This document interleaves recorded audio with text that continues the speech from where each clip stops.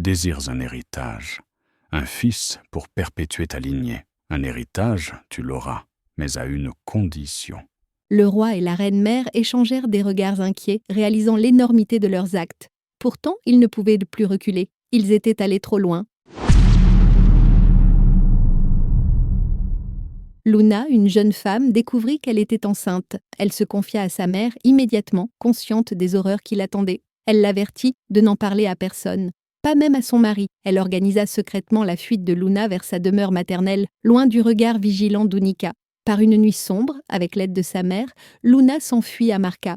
Ses pieds la portaient aussi vite qu'elle le pouvait, le cœur battant d'un mélange de peur et d'espoir. Mais elle n'était pas allée loin lorsqu'elle sentit une douleur aiguë à la jambe. Elle baissa les yeux et vit un serpent s'éloigner en rampant. Son venin coulait déjà dans ses veines. Elle s'effondra au sol, son corps sans vie englouti par la forêt. À partir de ce jour, une réalisation glaçante s'empara d'Unica. Toute femme enceinte qui tentait d'échapper à son destin connaissait toujours une fin atroce. Pour éviter cela, suite à de telles tragédies, le roi décréta que toutes les femmes enceintes devaient résider dans l'enceinte du palais. Elles y étaient surveillées jusqu'à leur accouchement. Si leur enfant naissait un autre jour, elles étaient épargnées et autorisées à rentrer chez elles. Mais si le bébé naissait le jour d'Aïm Maret, les dieux l'emportaient à Ziga. Avec le temps, ce qui avait été une abomination se normalisa. Le peuple de Ziga commença à considérer les sacrifices comme faisant partie de sa tradition, une nécessité impérieuse pour s'assurer les bénédictions de Ziga. Des chants étaient entonnés et des rituels accomplis, mais sous cette apparente sérénité planait une ombre sur le pays. Les années passèrent au pays de Ziga et le roi Boussou finit par s'éteindre, laissant derrière lui un héritage entaché de sang et de sacrifices. Son premier fils, le prince Kunzi, était devenu un beau jeune homme, grand, fort et blanc. Le peuple de Ziga l'admirait profondément pour son humilité et sa compassion, des qualités qui adoucissaient les ténèbres qui planèrent sur le pays. Lorsque Kunzi monta sur le trône, il jura de régner avec justice et bienveillance, suivant les traditions de ses ancêtres, tout en s'efforçant de... Pour maintenir la paix et la prospérité du royaume, le roi Kunzi trouva l'amour auprès de Faiza, une belle jeune femme à la peau radieuse comme le soleil levant et au cœur doux comme une colombe. Leur union fut célébrée dans tout le royaume, un amour qui semblait prédestiné à apporter joie et espoir à la famille royale. Mais avec le temps, la joie de cette union fut assombrie par une inquiétude grandissante. Faiza ne concevait pas.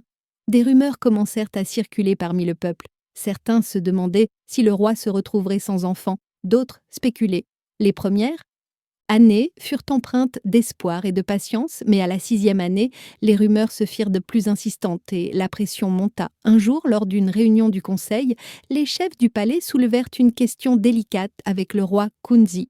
La tension était palpable lorsque le chef le plus âgé, un homme aux longs cheveux flottants, prit la parole. « Mon roi, nous comprenons avec prudence l'amour que vous portez à notre reine, mais le peuple s'impatiente. 6 ans se sont écoulés et le trône est toujours vacant.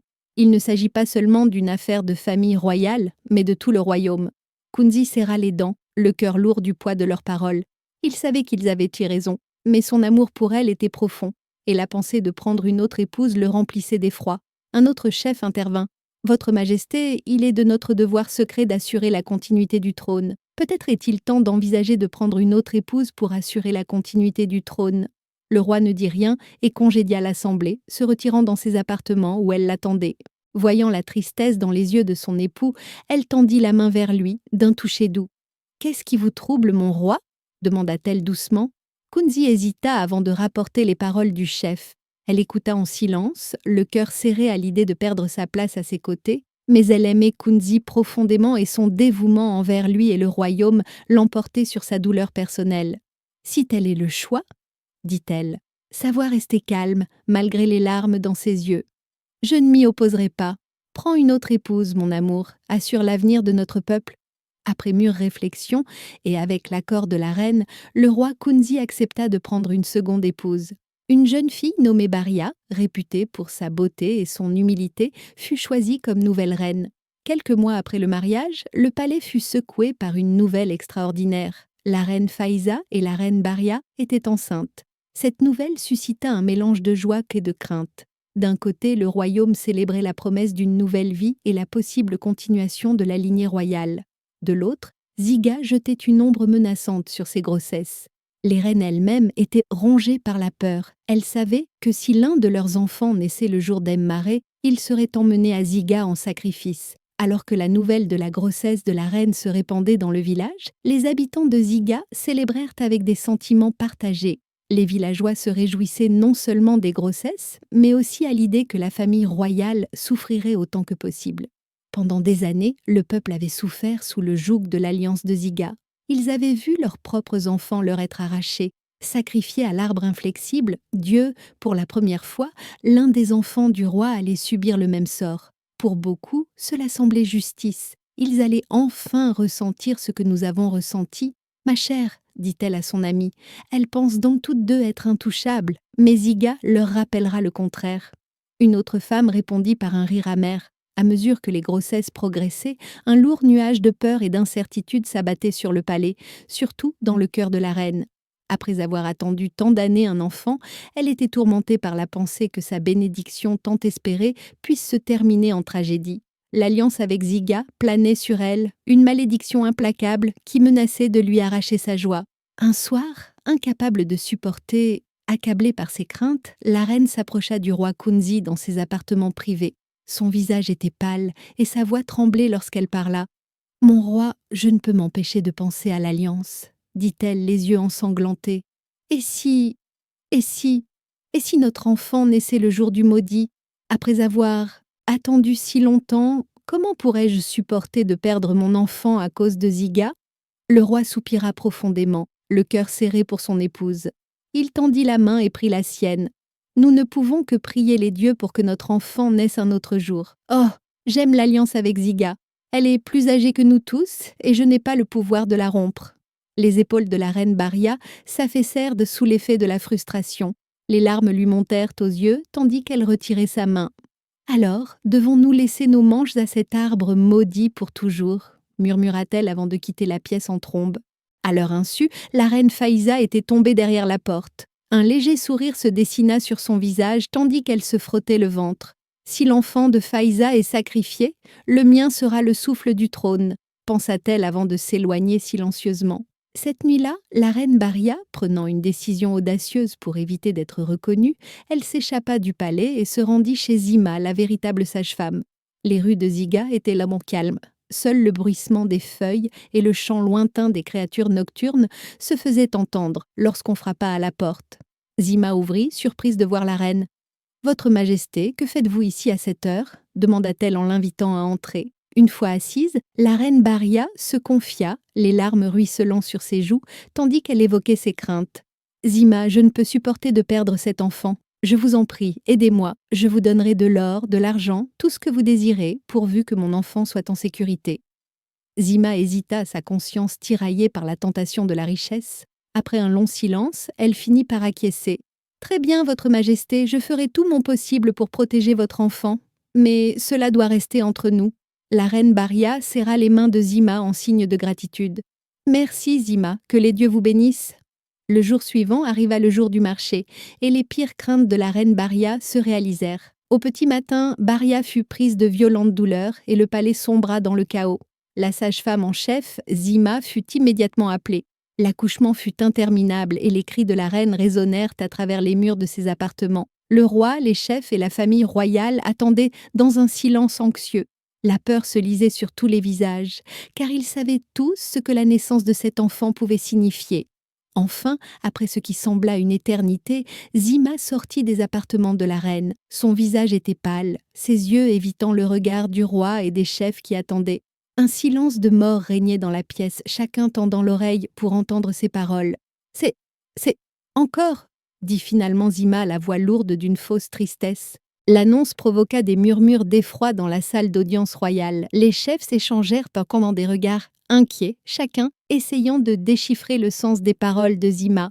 « L'enfant est mort », dit Zima en inclinant la tête avant de s'excuser. Le roi, le visage figé par l'incrédulité et le chagrin, portait un lourd fardeau sur sa poitrine, un fardeau que même la présence de ses chefs et anciens ne pouvait alléger.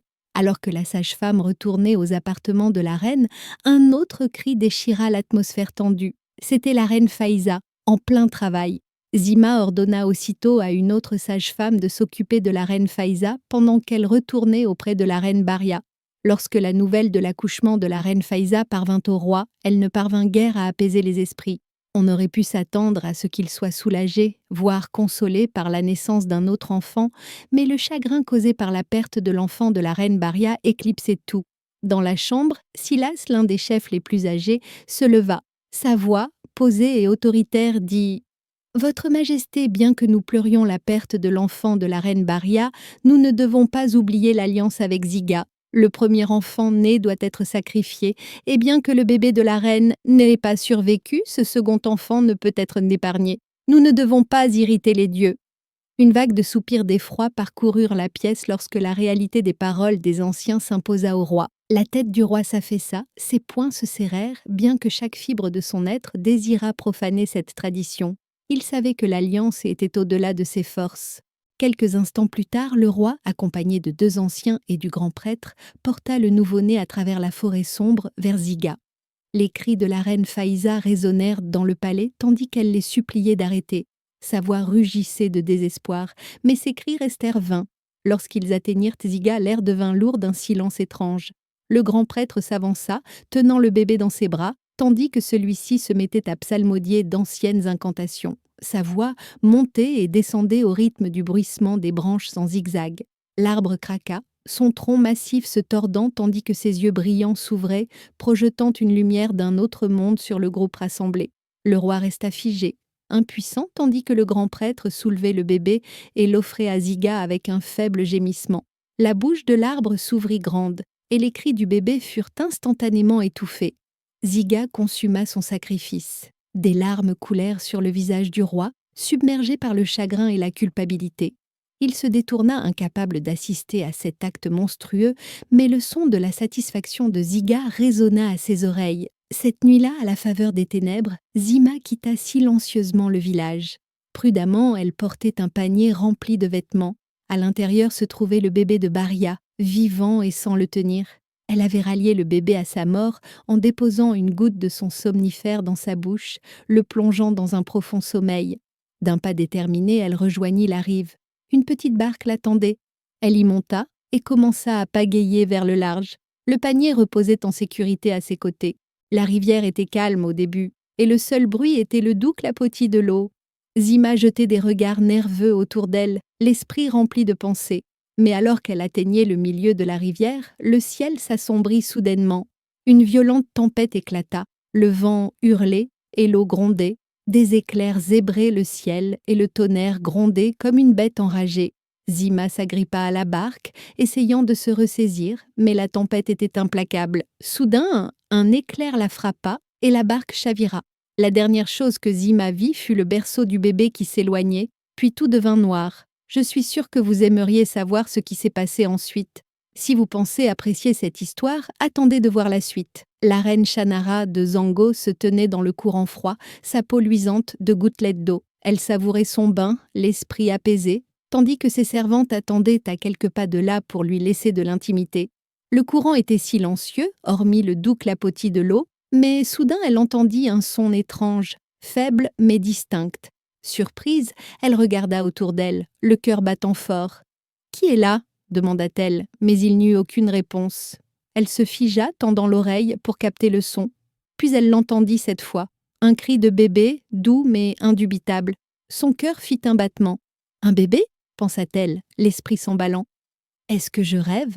Rapidement, elle sortit du courant, s'enveloppant d'une serviette, et suivit le son. Ses pieds nus éclaboussèrent les rochers mouillés, tandis qu'elle accélérait le pas vers le cri. Puis elle le vit, un panier flottant doucement sur l'autre rive. Les cris du bébé se firent plus forts, comme s'il l'appelait. Sans hésiter, la reine Shannara plongea dans la rivière, ses bras puissants fendant les eaux tumultueuses. Elle nagea avec urgence, le cœur battant fort. Elle atteignit le panier et le tira vers elle. Les cris redoublèrent à mesure qu'elle le rapprochait. Lorsqu'elle regarda à l'intérieur, son souffle se coupa. C'était un magnifique bébé. Ses petites mains s'agitaient et son visage était ruisselant de larmes.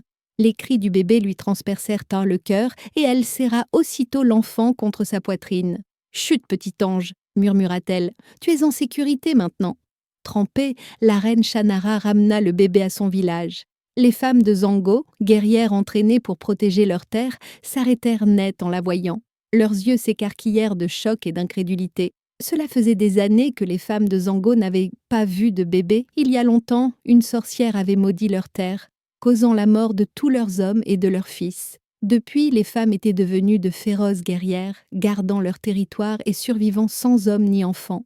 La venue de la reine Shannara avec le bébé était à la fois déroutant et extraordinaire. « D'où vient cet enfant ?» murmura une femme. « Est-ce un signe ? La malédiction est-elle levée ?» Une autre murmura. Mais la reine Shannara ignora leurs questions et leurs murmures. Elle serra l'enfant contre elle d'un pas déterminé, tandis qu'elle traversait la foule en direction de son palais. Sa décision était prise. Cet enfant était désormais sien, et elle le protégerait de toute sa vie. De retour au village d'Unika, des événements étranges et inexplicables commencèrent à se produire un matin, alors que les premiers rayons du soleil perçaient la forêt dense. Deux fermiers, Bouma et Felna, se rendaient à leur champ. Le chemin était silencieux, hormis le bruissement des feuilles et le chant lointain des oiseaux. Ils discutaient de leur récolte. Soudain, le sol sous leurs pieds se mit à trembler sans prévenir. Des serpents, longs et sombres, apparurent. Un instant plus tard, un serpent surgit des sous-bois. Les hommes se figèrent, le souffle coupé, tandis que les serpents les encerclaient. Bouma hurla, tentant de les repousser avec sa machette. Felna le rejoignit, brandissant une épée, mais les serpents étaient implacables. Ils encerclèrent les hommes, les frappant à la vitesse de l'éclair. Leurs crocs s'enfoncèrent dans leur chair.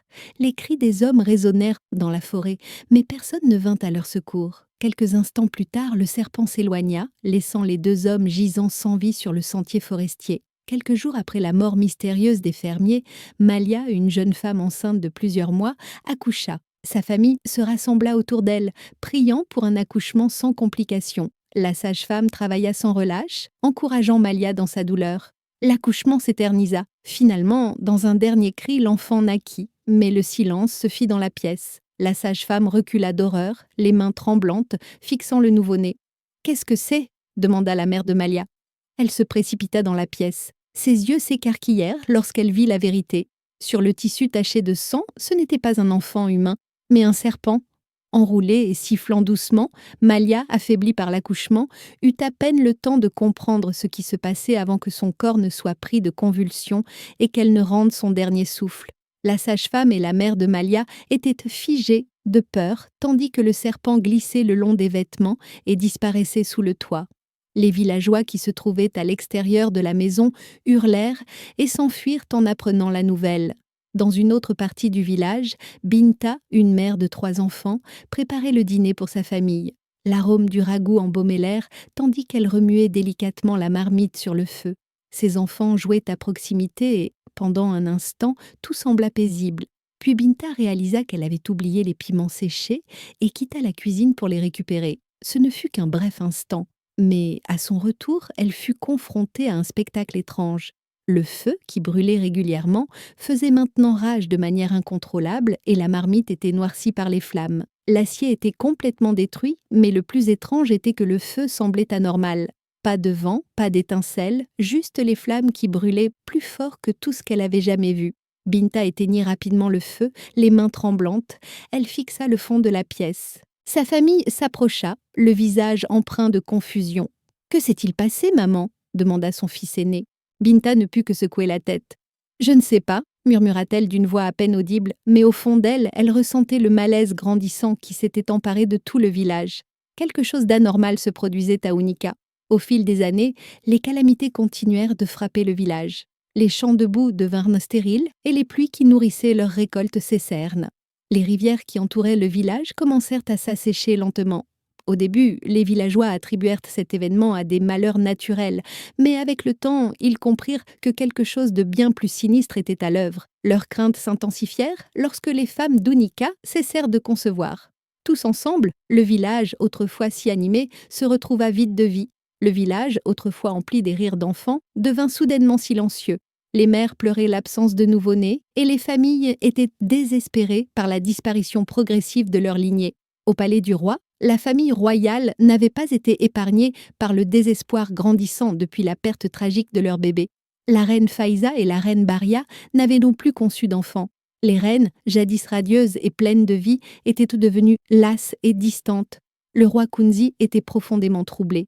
Nuit après nuit, il restait éveillé, rongé par les regrets. « La seule chance que j'ai eue d'être père, murmura-t-il. Quel sacrifice à ce stupide dieu arbre !» Le poids de ses actes pesait lourdement sur lui, et sa guerre s'intensifiait de jour en jour. Désespéré de trouver des réponses, il convoqua les grands prêtres du village. Les prêtres arrivèrent, leurs bâtons chargés de confitures et de soins. Après une longue série d'incantations, il se tut. Les dieux refusaient de parler, dit finalement le grand prêtre d'une voix lourde d'incertitude. Le roi et les anciens échangèrent des regards inquiets. « Alors, que devons-nous faire » demanda le roi Kunzi d'un ton désespéré. Le grand prêtre hésita avant de répondre. « Nous devons aller à Ziga, peut-être qu'il nous dira quelque chose. » Pourquoi cela est-il arrivé à Ziga ? Le lendemain matin, le roi, les anciens et le grand prêtre s'aventurèrent dans la forêt dense. L'air se refroidissait à mesure qu'ils approchèrent de Ziga. Il se tenait silencieux tandis qu'ils se rassemblaient devant lui. Le grand prêtre commença ses incantations. Le sol trembla et les yeux brillants de Ziga s'ouvrirent. Un profond rugissement jaillit de l'arbre, faisant trembler la forêt. Le groupe recula, effrayé. « Vos cœurs s'emballent, ce n'est que le début !» Un beuglement, sa voix résonnant à travers les arbres, s'écria « Le peuple d'Unika me doit quelque chose, et tant que je n'aurai pas reçu le sacrifice que je veux, je ne m'arrêterai pas. Aucun homme, aucune femme, aucun enfant de... Ziga ne peut échapper à ma colère. » Rire le grand prêtre, la voix tremblante, répondit « Nous avons pour coutume que tous les premiers-nés du mois te soient amenés. Où avons-nous mal agi ?» Ziga laissa échapper un grognement terrifiant et cracha du feu. Les flammes engloutirent-ils la moitié des anciens? Leurs cris déchirèrent l'air, tandis qu'ils étaient réduits en cendres. Le roi, le grand prêtre et 2 autres anciens parvinrent à s'échapper, fuyant pour sauver leur vie, tandis que le feu...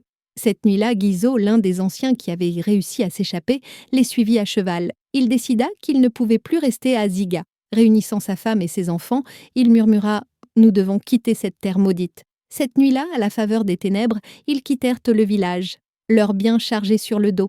La forêt était silencieuse, la lune était leur seul guide. Ils n'étaient pas allés loin lorsqu'une meute d'étranges bêtes sauvages surgit des ombres. Leurs yeux brillaient d'un rouge intense et leurs cheveux étaient d'une apparence surnaturelle. Guizot et sa famille hurlèrent lorsque les bêtes les attaquèrent. Leurs cris résonnèrent dans la forêt, mais personne ne vint à leur secours. Au matin, les villageois découvrirent leurs restes mutilés à la lisière de la forêt. La peur les saisit lorsqu'ils comprirent qu'il n'y avait aucun moyen d'échapper à la colère de Ziga. Un après-midi paisible, la reine Baria était assise dans ses appartements, le visage enfoui dans ses mains. Alors que les larmes ruisselaient sur ses joues, elle était submergée par la peur et la culpabilité, hantée par la certitude que la malédiction qui pesait sur Ziga était sa faute. Elle avait surpris une conversation entre son époux, le roi Kunzi, et les chefs au sujet de malédiction de Ziga et de ses causes. Au fond d'elle, elle connaissait la vérité. C'était parce qu'elle avait sauvé son enfant. Mais ce qui la blessait le plus, c'était le silence insupportable qu'elle avait gardé. Elle n'avait rien dit à personne, pas même au roi. La peur l'avait réduite au silence, mais à présent elle pesait sur elle comme un fardeau écrasant. Alors qu'elle se retournait pour essuyer ses larmes, elle se figea. Derrière elle se tenait le roi, le visage empreint d'inquiétude et de curiosité. Ses larmes coulaient plus librement maintenant, et elle sut qu'il était temps de se confesser. « J'ai quelque chose à vous dire », murmura-t-elle, la voix brisée.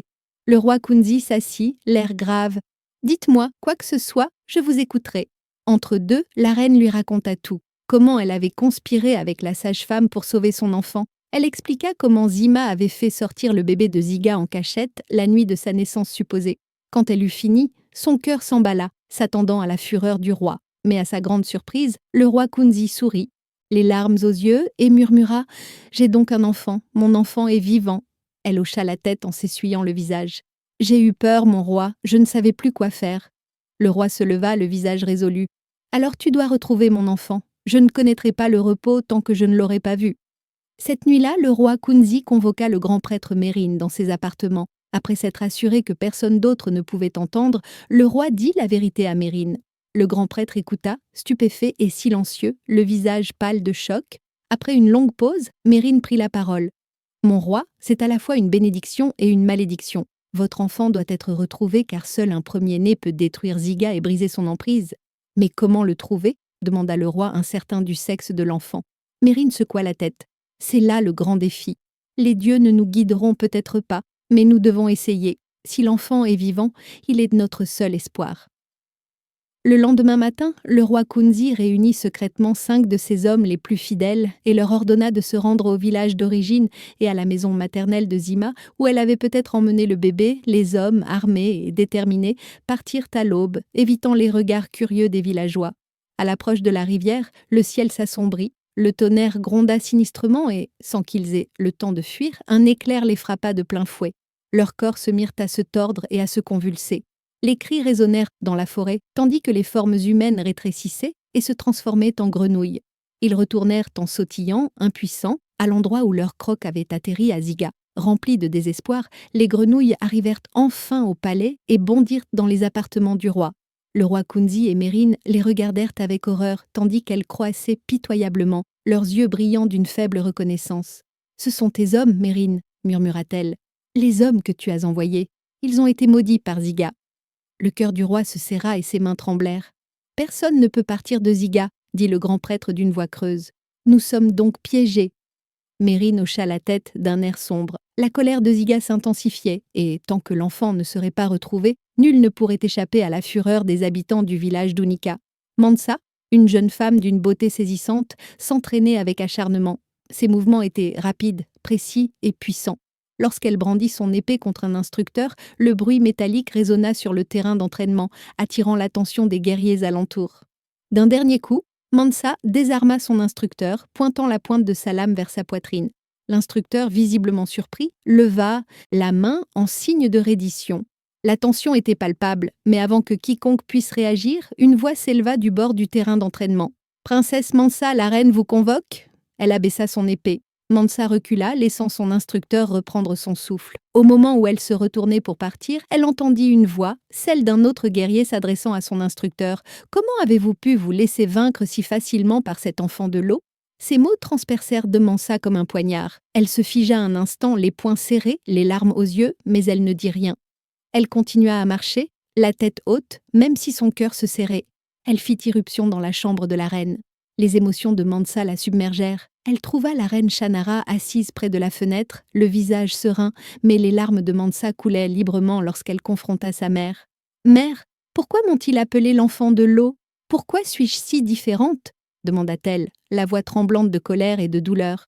La reine Shannara soupira profondément, le cœur lourd. Elle avait toujours su que ce jour viendrait, mais elle avait espéré que ce serait bien plus tard.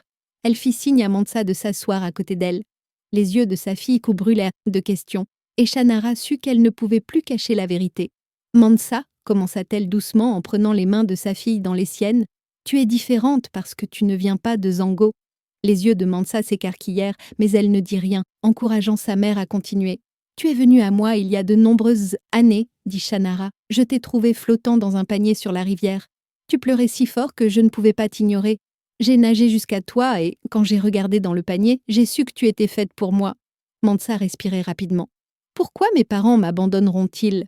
Pourquoi me rejetteront-ils » demanda-t-elle, la voix brisée. « Je ne sais pas, ma reine, » répondit Shannara, les yeux brillants de larmes retenues. « Je ne peux pas te dire pourquoi ils ont fait ce qu'ils ont fait, mais je t'aime comme ma propre fille depuis l'instant où je t'ai trouvée. » Mansa resta assise, silencieuse, le cœur battant fort. Un flot d'émotions la submergeait, confusion, tristesse et une colère brûlante.